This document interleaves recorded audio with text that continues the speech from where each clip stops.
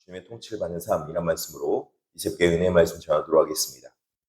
시편 1편은 하나님의 말씀을 묵상하는 자가 누리는 평화로움과 행복을 노래하고 있다면, 시편 2편은 이 하나님의 통치를 벗어나려고 하는 세상의 모습들을 보여주고 있습니다.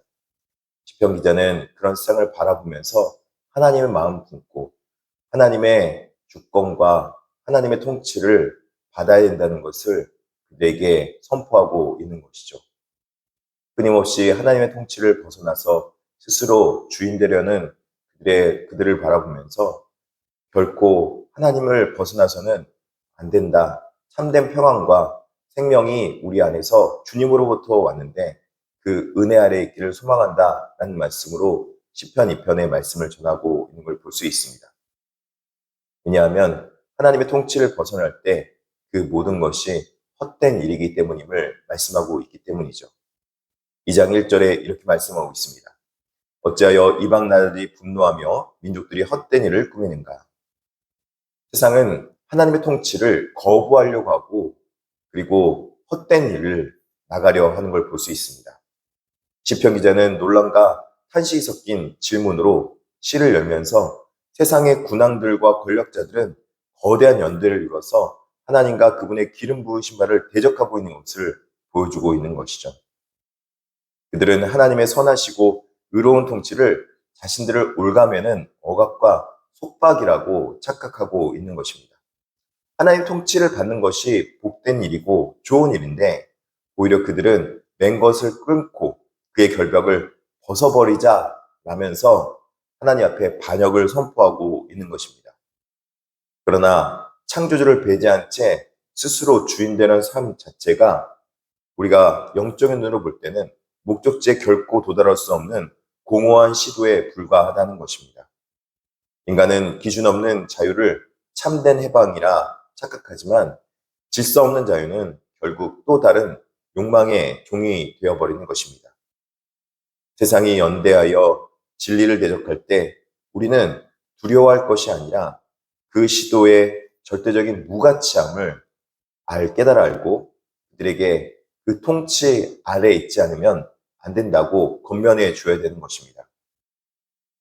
두 번째는 하늘에 저장하신 하나님은 세상의 반역을 비웃으며 온전한 주권을 선포하시면서 하나님의 통치 아래로 들어올 것을 말씀하고 있는 걸 볼 수 있습니다.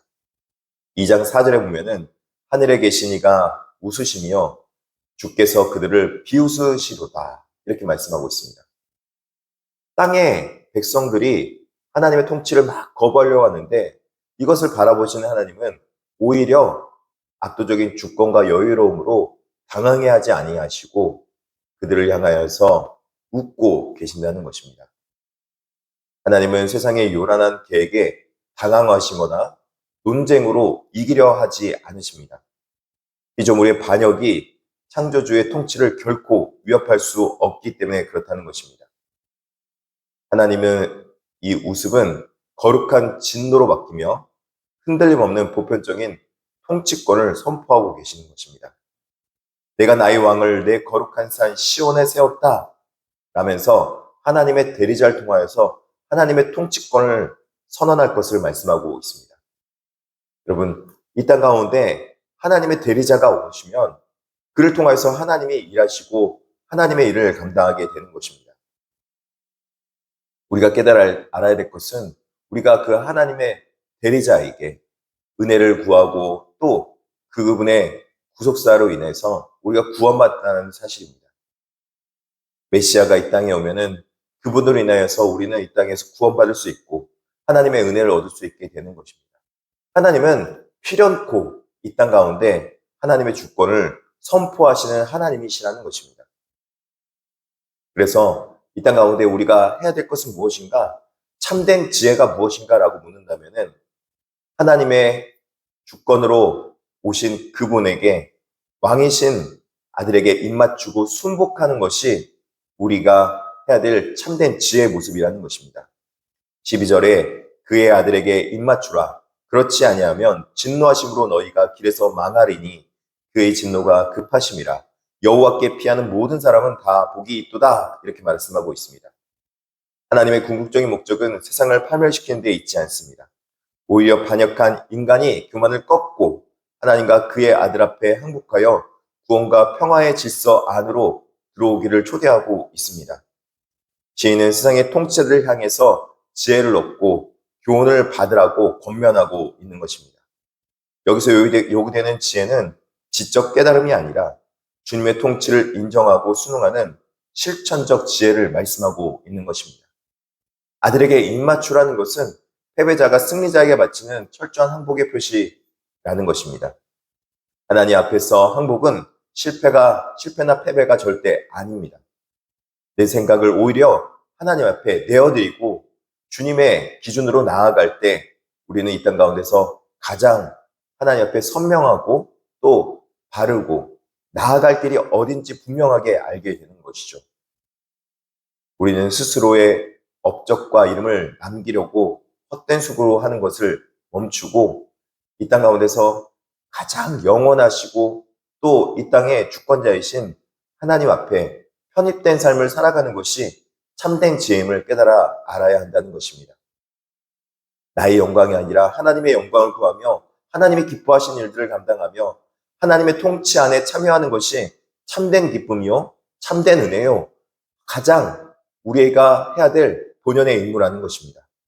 오늘 하루도 여호와께 피하는 모든 사람들이여 헛된 자유가 아닌 주님의 통치받는 진정한 복된 삶을 누리는 저와 여러분 되기를 진심으로 축원합니다. 기도하겠습니다. 살아계신 하나님 아버지, 온 우주의 참된 통치자이신 주님의 위대하심과 크심을 찬양합니다. 세상이 스스로 주인 되려는 헛된 일을 꾸미고 분주할 때 오히려 하나님께서는 왕자에서 우리를 바라보시며 주님의 의롭고 선하신 통치를 우리에게 말씀해 주시니 감사합니다. 이 땅에서 하나님의 선하신 통치가 오히려 우리에게 복된 삶이고 그 말씀을 들을 때 우리가 참된 지혜가 임할 줄 믿습니다. 하나님의 참된 지혜 가운데 살아가는 거룩한 백성들 다 되게 하여 주시옵소서. 무엇보다도 이 땅 가운데 하나님의 통치하심으로 우리가 나음을 입기 원합니다. 육신의 치유하심과 고침이 있게 하여 주시옵소서. 김인교 목사님 치유하여 주시옵시고 또 하나님 기도하고 있는 김하대 지사님의 며느님 기억하여 주셔서 항암받을 때 잘 치유받게 하여 주시옵소서. 하나님 아버지, 이 땅 가운데 육신의 고통 가운데 있는 백성들 하나님 낫게도 하시고 고쳐주실 뿐만 아니라 무엇보다도 재정적으로 어려운 백성들 자녀를 위해서 기도할 때 놀라운 기도의 응답이 있게 하여 주시옵소서. 감사하며 예수님의 이름으로 기도드립니다. 아멘.